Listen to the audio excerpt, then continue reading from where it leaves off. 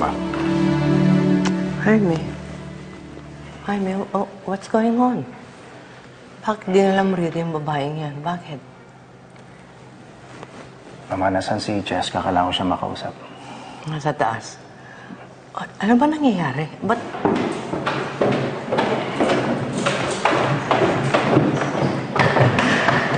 Ano yan? Gamit ko po.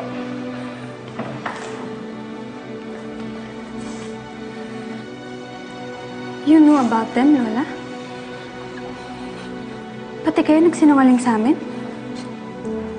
What are you talking about, ate? Remember her? Siya yung babae ni Papa. Siya yung pinalit niya kay Mama. Nagsinungaling ka, Papa?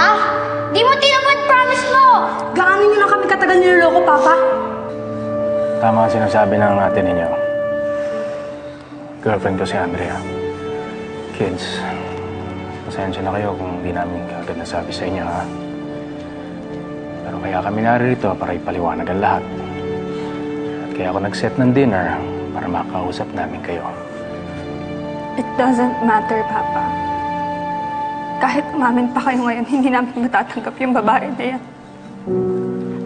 Kung hindi mo siya hihiwalayan, aalis na lang ako.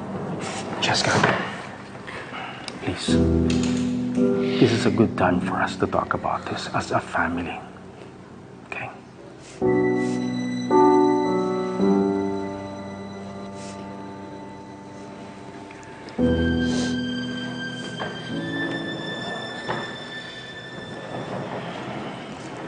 Are you happy now?